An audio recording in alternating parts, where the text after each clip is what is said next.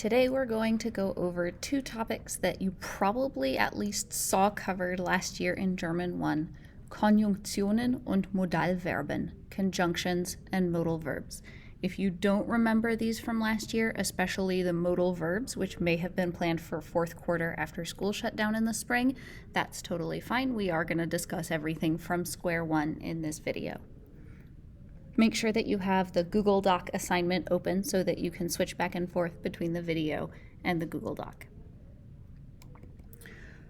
For starters, we'll look at 5 conjunctions: und, aber, oder, sondern, and denn. Go over to your Google Doc and write down what each of these means in English, then come back here and we'll check it together.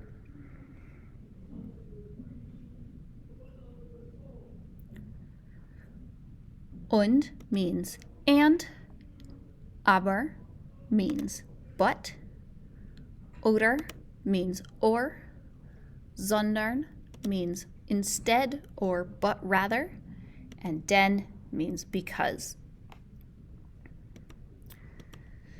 A conjunction is a part of speech, like a noun, which is a person, place, thing, or idea, a verb, which is an action, an adjective, which gives you descriptive information, an article, which tells you the or an and points to which item you're talking about. And its job, and this goes in your guided notes, is to connect two simple sentences into a compound sentence, as in these examples. Ich brauche ein neues Hemd, aber ich habe kein Geld. I need a new shirt, but I don't have any money. The conjunction works because ich brauche ein neues Hemd, I need a new shirt, could be a sentence that stands on its own, and ich habe kein Geld, I don't have any money, could be a full sentence that stands on its own.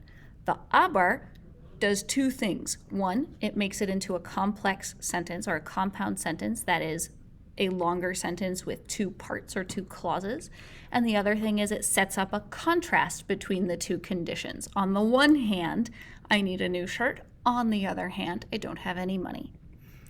Ich suche ein Kleid, denn ich gehe am Wochenende zu einer Party. I'm looking for a dress because I'm going to a party over the weekend. The because sets up a causal relationship between the two clauses. Why am I looking for a dress? Because I'm going to a party over the weekend. But as in the first example, each of the two clauses could stand on its own as its own sentence. That's when it would be appropriate to use a conjunction. You already know that the most important rule in German grammar is that verbs go second, specifically conjugated verbs go second. If you put something like a time element at the beginning of a sentence, the verb will follow immediately after. This is true of question words, this is true of time elements. We also now know from last week that this is true of direct or indirect objects, that your conjugated verb still follows immediately after. For example, am Wochenende gehe ich zu einer Party. Am Wochenende is my time expression. Gehe is then my conjugated verb. Or in meiner Freizeit spiele ich Fußball. In meiner Freizeit is the time element. Spiele is the conjugated verb. Conjunctions, luckily, don't change our word order. Ich brauche ein neues Kleid, denn am Wochenende gehe ich zur Party. Or ich gehe in die Schule, aber in meiner Freizeit spiele ich Fußball. So the denn doesn't count as a first thing that would need to be followed immediately by a verb, and the aber doesn't count as a first thing. Instead, I can have denn and then a subject, or aber and then a time expression. In other words, conjunctions kind of occupy position number 0, or you don't even really need to think about them in terms of word order. Just always make sure you put a comma before your conjunction. Comma und, comma denn, comma aber. In your exercise, you have simple sentences in a column with numbers and in a column with letters. I would like you to match them and then rewrite them as a complex sentence using the conjunctions that we went over. You'll use each simple sentence only once. You can, when you're matching them, make sure that you're careful of noun gender and what genders of nouns go together. In other words, if you have a das noun, make sure it goes with an S, and if you have a der noun, make sure it goes with an er or an in. Each of your 5 complex sentences will also use a different conjunction. So you'll also use und, aber, oder, sondern, and denn only once each. Pause the video now and resume when you're ready to check your answers.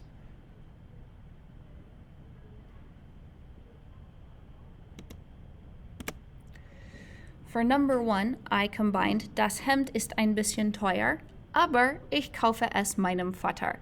Aber works here because it's setting up a contrast between, well, it's a little expensive, but I'll buy it for my father. Next, der Anzug ist nicht modisch, sondern ist altmodisch. You can only use sondern if you have a negation, that is the word nicht or the word kein in the first sentence. So nicht modisch, sondern altmodisch, setting up a contrast between not this, but rather that. Ich kaufe einen Mantel oder ich kaufe eine Jacke. I'll get one or the other. Ich probiere einen Rock an und ich kaufe ihn. I try it on and I buy it. I do both. And lastly, ich kaufe meiner Mutter eine Bluse, denn die schöne Seide gefällt ihr. I'll buy my mom a blouse because she likes the beautiful silk. Another word with the same meaning as denn that you might have seen last year is weil. Weil also means because. However, it is a subordinating conjunction that kicks the conjugated verb out of the second position all the way to the end. We're going to spend more time on subordinating conjunctions later this year, but for now, you can try rewriting sentence number 5 using this rule. Pause the video and come back when you're ready to check your answer. If we rewrite sentence 5 using the subordinating conjunction weil instead of the coordinating conjunction denn, it would be Ich kaufe meiner Mutter eine Bluse, weil die schöne Seide ihr gefällt. So what weil did was it took gefällt out of the second position and moved it to the end of the sentence. If that's something that you're comfortable doing, it's yet another way to make your writing more interesting. If that's not something that you're comfortable doing at this point, just use denn for now, and we will get to how to use weil a little bit later in the school year. On the next page in your notes, fill in the chart with everything you can about the 6 modal verbs, that is, what they mean and how to conjugate them. Then we'll check them on PowerPoint slides. Remember, the ich and er-sie-es conjugations of modal verbs are the same as one another. So the ich forms get no e ending and the er-sie-es forms get no t ending. Also, modal verbs stem change in the singular conjugations, that is the ich, du, and er-sie-es forms, but they do not stem change in the plural conjugations, that is the wir, ihr, and plural sie forms.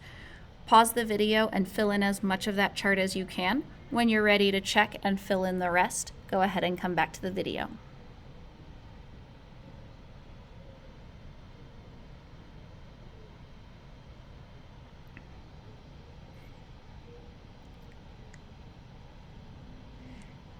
Now we're going to go through the modal verbs that you probably remember from German 1.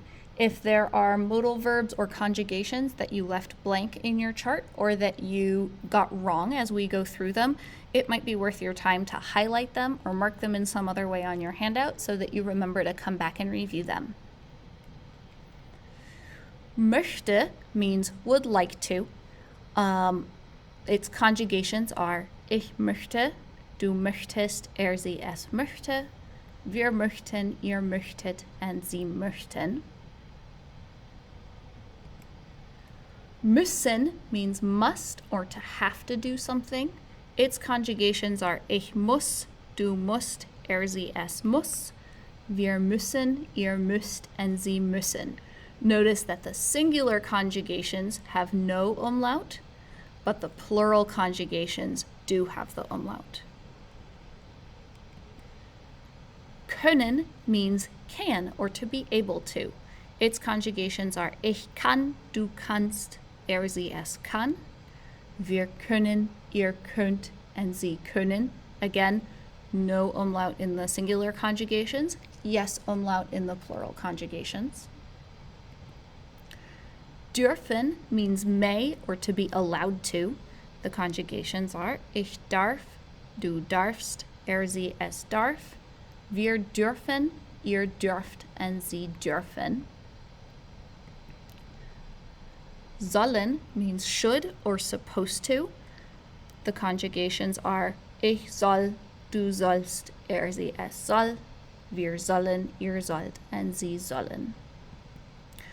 Last one, wollen, means to want to. Be careful, people confuse it with will do something or future tense because ich will looks like I will. Ich will, du willst, sie, es will mean I want to or you want to or he or she wants to. Wir wollen, ihr wollt, and sie wollen. Using modal verbs and the sentence bracket structure, we can change the meaning of a sentence to reflect that buying a dress is something that we want to do. So if I have the sentence, ich kaufe ein schönes Kleid, I can use a modal verb to show that I want to do that. First, I'm going to choose and conjugate my correct modal verb. I've chosen wollen, and the conjugation of wollen that goes with ich is ich will. We're going to arrange the sentence so that the modal verb, which is now my conjugated verb, goes in the second position. So I'm going to keep ich first and will second.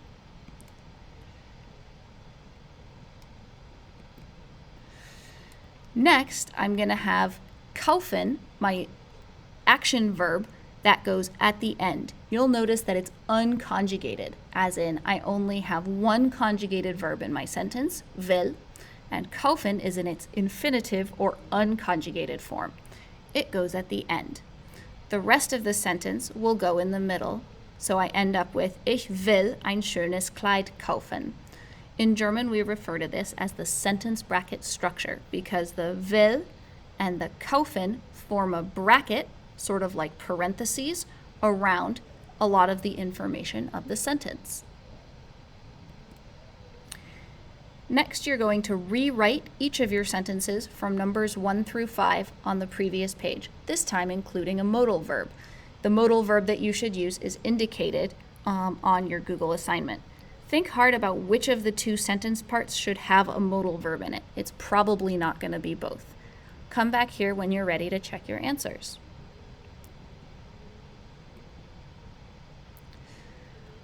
For number 1, I wrote, Das Hemd ist ein bisschen teuer, aber ich möchte es meinem Vater kaufen. It wouldn't make sense to say something like, I would like the shirt to be expensive, or the shirt would like to be expensive, but it does make sense to say, I would like to buy it for my father. So ich möchte is conjugated in the second position, and the kaufen is in its unconjugated or infinitive form at the end. Number 2, doesn't even make sense to put in a modal verb. Let's not. For number 3, ich soll einen Mantel kaufen oder ich soll eine Jacke kaufen. This one, it does work to put the modal verb into both sentences, and it sets up, I should buy a coat or a jacket. It's about to be winter. Ich soll is conjugated in the second position in both clauses, and kaufen is unconjugated in the last position in both clauses. For number 4, ich muss einen Rock anprobieren und ich kaufe ihn. I have to try on a skirt before I buy it. Ich muss is conjugated in the second position. Anprobieren is conjugated at the end of its clause. Finally, ich kann meiner Mutter eine Bluse kaufen, denn die schöne Seite gefällt ihr. Ich kann is conjugated in the second position. Kaufen is unconjugated at the end of the sentence. Let me know if you have any questions, but I hope that it makes this a little bit easier to write a different kind of sentence, including in the writing coming up on your test. Good luck!